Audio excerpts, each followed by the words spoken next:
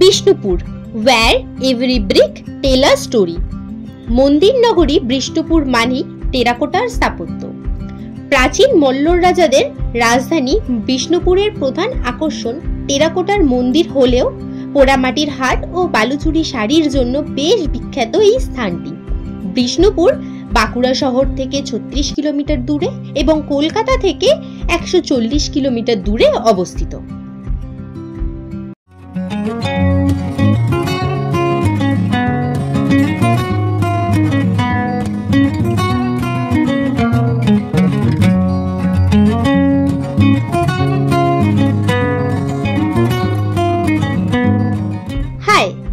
Welcome back to my channel again.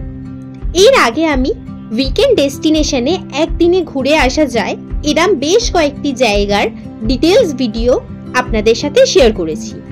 সেই রকমই একদিনে ঘুরে আসা যায় এরম আরও একটি ভিডিও নিয়ে আমি চলে এসেছি আপনাদের সাথে শেয়ার করতে। এবারের আমাদের ডেস্টিনেশন হচ্ছে মন্দির নগরী বিষ্ণুপুর। কলকাতা থেকে আমরা বিষ্ণুপুর কিভাবে যাচ্ছি, সেখানে গিয়ে কি করছি, কিভাবে ঘুরছি, সব কিছুর ডিটেলস ভিডিও আমি আপনাদের সাথে এই ভিডিওতে শেয়ার করে দেব। এমনকি কত খরচা হতে পারে বা আপনারা ট্রেনে বা বাসে করে কিভাবে যাবেন সেটারও গাইড আমি আপনাদের সাথে এই ভিডিওতে শেয়ার করে দেব। আমরা আমাদের জার্নিটা শুরু করেছিলাম ভোর 4টের সময়। আমরা কলকাতা থেকে বিষ্ণুপুর গেছিলাম বাইকে করে। ভোর 4টের সময় আমরা বেহালা থেকে আমাদের জার্নিটা শুরু করেছি। বেহালা হয়ে মাঝেরহাট খিদিরপুর হয়ে আমরা দ্বিতীয় হুগলি ব্রিজ হয়ে তারকেশ্বরে উঠেছিলাম। তারকেশ্বর থেকে আমরা বিষ্ণুপুর গেছিলাম। আপনারা চাইলে বাসে করে বা ট্রেনে করেও যেতে পারেন বিষ্ণুপুর। বিষ্ণুপুর যাওয়ার প্রথম দিকের রাস্তাটা মোটামুটি ভালো পেলেও পরের দিকের রাস্তাটা খুবই খারাপ ছিল, যার জন্য আমাদের বিষ্ণুপুর পৌঁছাতে আরো বেশি দেরি হয়ে গেছিল। জয়পুর থেকে একটু রাস্তাটা আপনারা খারাপ পেতে শুরু করবেন, তারপর বিষ্ণুপুর অবধি মোটামুটি রাস্তাটা খারাপই ছিল আমাদের জার্নিতে। আপনারা হয়তো ভালো পেতে পারেন। কলকাতা থেকে বিষ্ণুপুর বাইকে করে যেতে আমাদের সময় লেগেছিল 5 থেকে 5.5 ঘন্টার মতন। এবার আসি অন্যান্য রুট ডিটেলসে।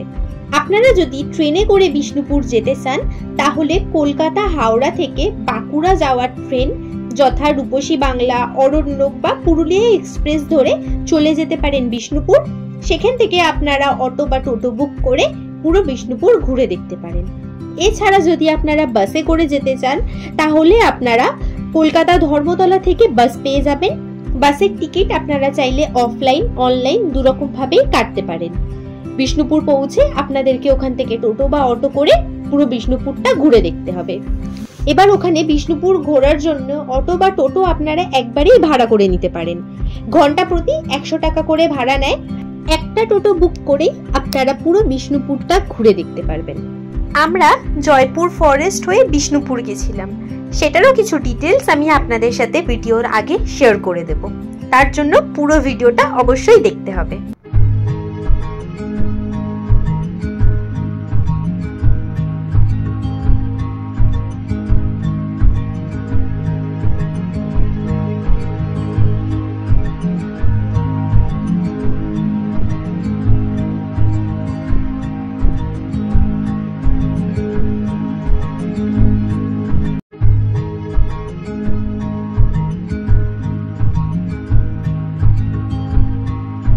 পৌঁছে গেছি আমরা জয়পুর ফরেস্ট।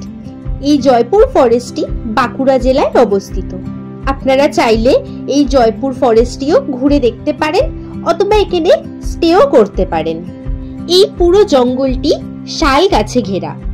প্রায়শই হাতির আনাগোনাও নাকি দেখতে পাওয়া যায় এই জঙ্গলে, এমনকি হরিণও দেখতে পাওয়া যায় কখনো কখনো। আপনারা এই জঙ্গল দিয়ে যখন যাবেন তখন বেশ কয়েকটা জায়গায় আপনারা বোর্ড লাগানো দেখতে পাবেন যেখানে লেখা থাকবে গো স্লো। এই জঙ্গলের ভিতরে রয়েছে ব্রিটিশ সেনাবাহিনী নির্মিত এরোড্রোম। এখানকার স্থানীয় লোকেরা এই এরোড্রোমটিকে চাতাল বলে অভিহিত করেছেন।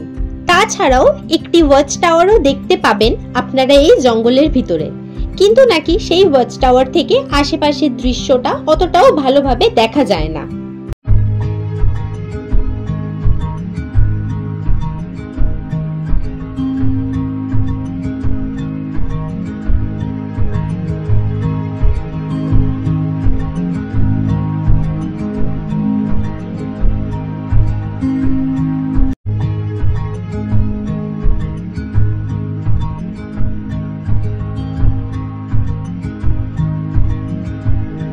কিছুক্ষণ জয়পুর ফরেস্টে দাঁড়িয়ে আমরা আবার রওনা দিই আমাদের মেন ডেস্টিনেশন বিষ্ণুপুরের উদ্দেশ্যে।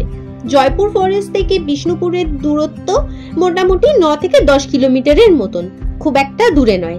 এই দেখুন আমরা পৌঁছে গেছি বিষ্ণুপুর। বিষ্ণুপুর পৌঁছেই আমরা প্রথম যে স্থাপত্যটি দেখি সেটি হচ্ছে রাসমঞ্চ। বিষ্ণুপুর গোশালার ঠিক উল্টো দিকে অবস্থিত রাসমঞ্চ। চলুন তাহলে রাসমঞ্চটি আমরা ঘুরে দেখি এবং এই রাসমঞ্চকে ঘিরে যেই ইতিহাস রয়েছে সেটিও আমরা জেনে নিই। রাসমঞ্চে ঢোকার মুখেই আপনারা এরকম পোড়া মাটির তৈরি দোকান দেখতে পাবেন। রাসমঞ্চে ঢুকেই প্রথমে আপনাদেরকে টিকিট কাটতে হবে, যেই টিকিটের মূল্য হচ্ছে 25 টাকা এবং বিদেশিদের জন্য 300 টাকা। আপনারা চাইলে এই টিকিট অনলাইনেও কাটতে পারেন, তখন মূল্য হবে 20 টাকা এবং বিদেশিদের জন্য 250 টাকা। 14 বছরের নিচে কোনো টিকিট লাগে না। এই টিকিটটা অবশ্যই গুছিয়ে রেখে দেবেন, কারণ অন্যান্য মন্দিরে আপনাদের এই টিকিটটা দেখাতে হতে পারে। 1600 খ্রিস্টাব্দে মল্লার রাজা বীর হাম্বির এই মন্দিরটি তৈরি করেছিলেন। এই মন্দিরটি পোড়ামাটির ইটের তৈরি। এই রাসমঞ্চের উপরের গঠনটি অনেকটা মিশরীয় পিরামিডের মতো এবং মাঝের অংশটি বাংলার একচালা কুড়ে ঘরের মতন এবং নিচের অংশটি অনেকটি মুসলিম স্থাপত্যের অনুকরণে নির্মাণ করা হয়েছে বলা যেতেই পারে। আগেকার দিনে রাসের সময় বিষ্ণুপুরের রাধাকৃষ্ণের মূর্তিকে নাকি এই রাসমঞ্চেই আনা হতো, পরবর্তীতে এই প্রথা বন্ধ হয়ে যায়।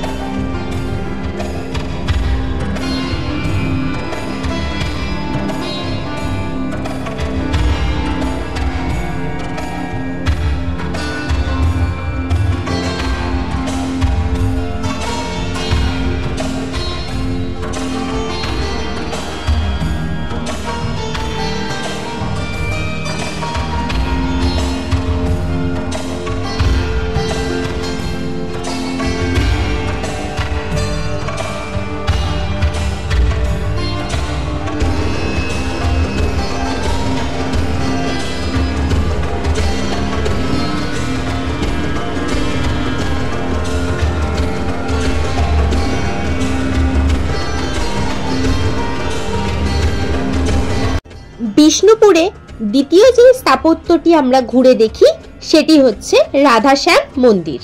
এখানে একটা কথা বলে রাখি, সেটি হচ্ছে আপনারা চাইলে বিষ্ণুপুর ঘোরার জন্য ট্যুর গাইডও নিতে পারেন।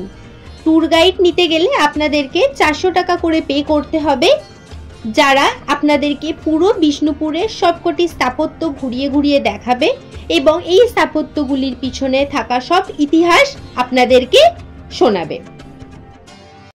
এক শির বিশিষ্ট এই মন্দিরটি মল্লার রাজ চৈতন্য সিংহ নির্মাণ করেছিলেন 1758 খ্রিস্টাব্দে। আগে এই মন্দিরের গায়ে পলেস্তারার প্রলেপ ছিল, যেটি এখন অনেকটা ক্ষয়ের পথে। আশা করি আপনারা দেখে বুঝতেই পারছেন। এই মন্দিরটিও মূলত মাকড়া পাথর অর্থাৎ পোড়ামাটির পাথর দ্বারা নির্মিত। এই মন্দিরের ভিতরে রয়েছে নটমঞ্চ। ওই যে দূরে দেখতে পাচ্ছেন ওটি হচ্ছে নটমঞ্চ। ওই নটমঞ্চের ঠিক একটু আগে গেলেই আপনারা দেখতে পাবেন একটি তুলসী মঞ্চ। এই তুলসী মঞ্চটি এই মন্দিরের পূর্ব দিকে অবস্থিত। চলুন তাহলে এবার আস্তে আস্তে মন্দিরের ভিতরটা ঘুরে দেখা যাক। এই মন্দিরের ভিতরেও রাধাকৃষ্ণের মূর্তি বিরাজিত রয়েছে, যেই রাধাকৃষ্ণের মূর্তির নিত্য পুজো এখানে হয়ে থাকে। এই মন্দির প্রাঙ্গণে আরো একটি জিনিস চোখে পড়ল, সেটি হচ্ছে ভোগকক্ষ। এই ভোগকক্ষের পাশেই রয়েছে তুলসী মঞ্চ এবং তার পাশে রয়েছে নটমঞ্চ। চলুন তাহলে এবার মন্দিরে ওঠা যাক। এই মন্দিরে প্রবেশ করার বেশ কয়েকটি সিঁড়ি রয়েছে। আপনারা চাইলে যে কোনো দিকে সিঁড়ি দিয়ে এই মন্দিরে প্রবেশ করতে পারেন। এই মন্দিরটি দেখতে অনেকটা গম্বুজ আকৃতির। এই মন্দিরের গায়েও আপনারা অনেক কিছুর প্রতিচ্ছবি খোদাই করা রয়েছে দেখতে পাবেন।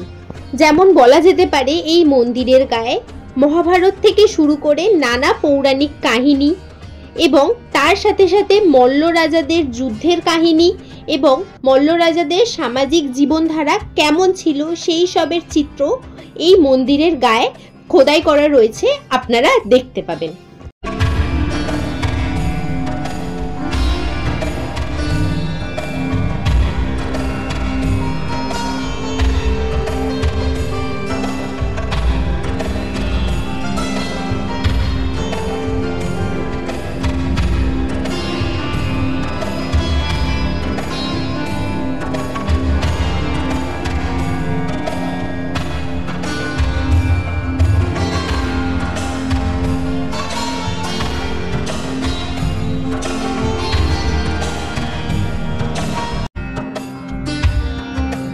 এই স্পটে এগুলো আছে, এরপরে আগে আরও আছে, কাশ্মীর দেখেছেন, শ্যামলায় আছে, দরমাদের কামারি, সব কাছাকাছির মধ্যে পড়বে, 2 কিলোমিটারের মধ্যে সমস্ত কিছু আছে।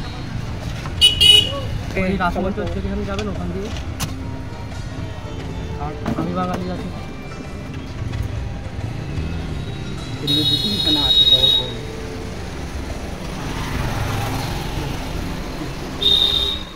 রাধাশ্যাম মন্দির থেকে বেরিয়েই আমরা যাই মৃন্ময়ী মাতার মন্দিরে। এই মৃন্ময়ী মাতার মন্দিরটি রাধাশ্যাম মন্দিরের ঠিক উল্টো দিকেই অবস্থিত।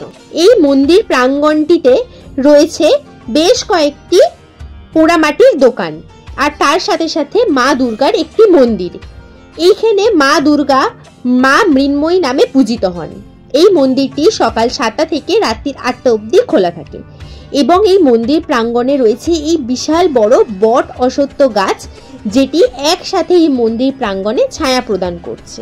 বাসিন্দাদের কথা অনুযায়ী নাকি এই গাছটি 100 থেকে 150 বছর পুরনো এবং এই মন্দিরে নাকি শ্রী রামকৃষ্ণও এসেছিলেন। মৃন্ময়ী মাতার মন্দির থেকে আমরা যাই আমাদের চতুর্থ গন্তব্যস্থল লালজি টেম্পল। এই মন্দিরে ঢোকার মুখেই আপনারা দেখতে পাবেন দুদিকে বিশাল বড় বাগান। আমরা যখন গেছিলাম তখন এই বাগানে একটু কাজ হচ্ছিল, এমনকি এই মন্দিরেও কাজ চলছিল। তো চলুন আমরা গিয়ে মন্দিরটি ঘুরে দেখি এবং এই মন্দিরের পিছনে লুকিয়ে থাকা ইতিহাসও আমরা জানি। এই মন্দিরটি মল্লার রাজ দ্বিতীয় বীর সিংহ তৈরি করেছিলেন 1658 খ্রিস্টাব্দে। এই মন্দিরের সংলগ্ন উৎসর্গলিপি থেকে জানা যায় শ্রী রাধিকা এবং শ্রী রামকৃষ্ণের আনন্দর জন্যেই এই মন্দিরটি তৈরি করা হয়েছিল। এই মন্দিরটিও এক শিখর বিশিষ্ট মন্দির। প্রচলিত আছে এই জায়গাটিতে নাকি আগে জঙ্গলে পূর্ণ ছিল, তাই এই মন্দিরটিকে এক শিখর বিশিষ্ট তৈরি করা হয়েছিল যাতে দূর থেকে সকলের চোখে পড়ে। এই মন্দির প্রাঙ্গণেও আপনারা একটি ভোগকক্ষ এবং তার সাথে একটি কুয়ো দেখতে পাবেন। বিষ্ণুপুরের পঞ্চম নিদর্শন ছিল বিগ গেট স্মল গেট, যেটি স্থানীয় ভাষায় পাথরের দরজা নামেও পরিচিত। প্রথমেই আপনারা এই বিগ গেটটি দেখতে পাবেন। এই বিগ গেট থেকে বেরিয়েই এর পিছনে আপনারা স্মল গেটও দেখতে পাবেন। মহারাজ বীরসিংহের সময় মাকড়া পাথর দ্বারা এই দুটি গেট তৈরি করা হয়েছিল। এই দরজা তখনকার সময় রাজ পরিবারের উত্তরের প্রবেশের দ্বার হিসাবে ব্যবহৃত হতো। আগে এই দ্বার দুটিতেই পলেস্তারার প্রলেপ করা ছিল, কিন্তু কালের পরিবর্তনের ফলে সেই পলেস্তারার প্রলেপ অনেকটা ক্ষয়ের পথে।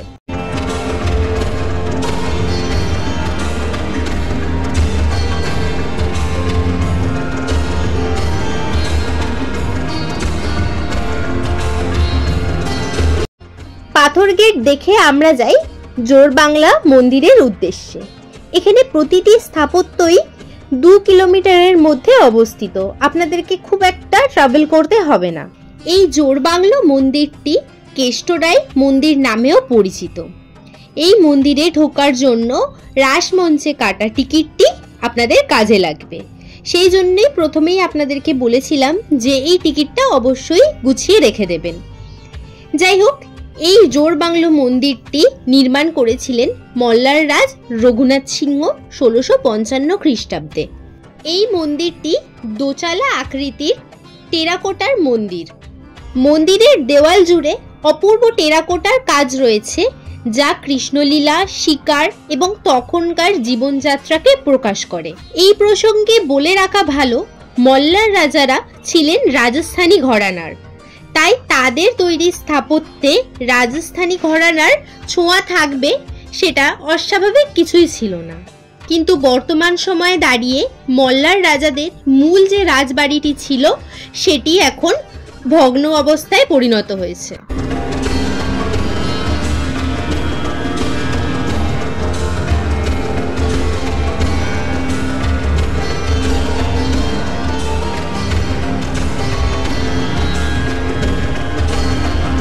জোড়বাংলা মন্দির দেখে আমরা যাই কিছু ব্রেকফাস্ট করতে, আর তখন আকাশটাও বেশ অন্ধকার করে এসছিল, তাই আমরা ভাবলাম এবার একটু কিছু ব্রেকফাস্ট করে নেওয়া উচিত। তাই আমরা জোড়বাংলোর ঠিক সামনেই কয়েকটা খাবার দোকান ছিল, সেখানেই কিছু ব্রেকফাস্ট করতে দাঁড়াই।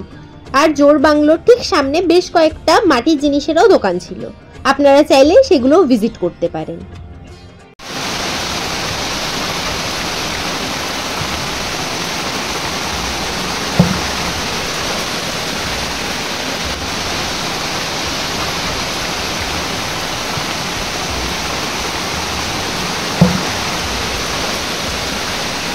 ব্রেকফাস্ট করে বৃষ্টি থামার পর আমরা যাই আমাদের পরবর্তী গন্তব্যস্থলে, যেটি ছিল পাথরের রথ।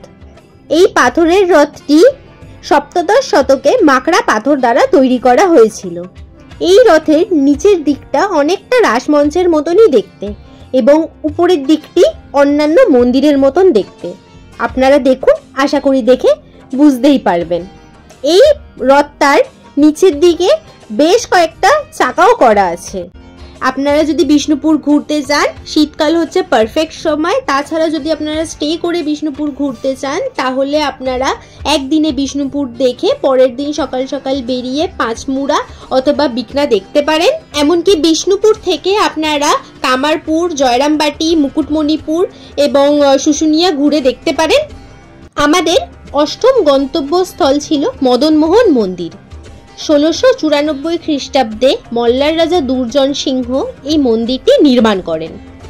বাংলার চালার সাজে এক শিখর বিশিষ্ট মন্দিরগুলির মধ্যে এই মদনমোহন মন্দিরটি হচ্ছে সবচেয়ে বিখ্যাত।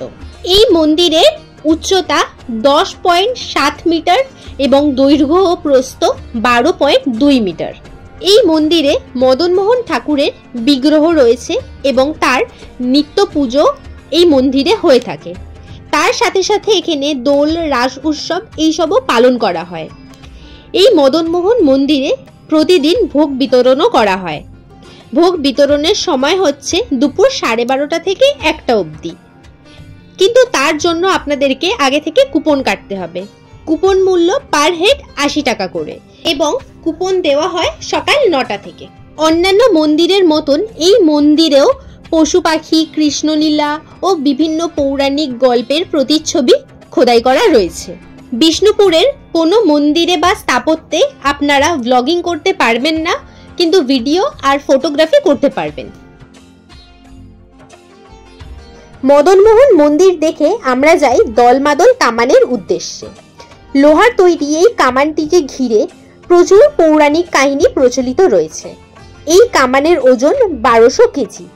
কথিত আছে মল্লর রাজা গোপাল সিংহের আমলে রাজ পরিবারের ও নগরের রক্ষক মদনমোহন বর্গীয় সেনাপতি ভাস্কর রায়ের বিরুদ্ধে এই কামান ব্যবহার করেছিলেন।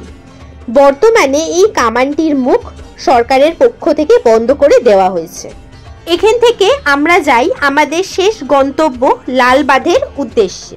বিশাল বড় এই দিঘিতে শীতকালে নাকি বহু পরিযায়ী পাখির আগমন ঘটে। লখনৌয়ের বাইজি লালবাইকে এই দিঘির জলে ডুবিয়েই হত্যা করা হয়েছিল। তখন থেকেই এই বাঁধের নাম হয় লালবাঁধ। লালবাইয়ের জীবন কাহিনীকে ঘিরে একটি বাংলায় বইও তৈরি করা হয়েছে, যার নাম কলঙ্কিনী কঙ্কা। বিষ্ণুপুরে প্রতি শনিবার করে দুপুর 1টা থেকে রাত্রির 8টা অবধি পোড়ামাটির হাট বসে। আপনারা শনিবার আসলে সেটাও ঘুরে দেখতে পারেন। তারপর আমরা যাই দুপুরের লাঞ্চ করতে। আমরা এই রেস্টুরেন্ট থেকে দুপুরের লাঞ্চ করেছিলাম, যেটা একদমই ভালো ছিল না। আমরা লাঞ্চে নিয়েছিলাম বিরিয়ানি, স্যালাড, চিকেন কষা আর কমপ্লিমেন্টারি রায়তা প্রোভাইড করা হয়েছিল ওনাদের এন্ড থেকে। বিষ্ণুপুরে সবকটি ঘোরার জায়গার একটি রুট ম্যাপ আপনাদের সাথে শেয়ার করে দিলাম। আজকের ভিডিওটা এই অবধি। যদি ভিডিওটা আপনাদের ভালো লাগে, হেল্পফুল লাগে, তাহলে অবশ্যই লাইক করে দেবেন, কমেন্ট করে পাশে থাকবেন এবং সাবস্ক্রাইব করে বেল আইকনটা প্রেস করে দেবেন। দেখা হচ্ছে নেক্সট ভিডিওতে, ততক্ষণের জন্য টাটা।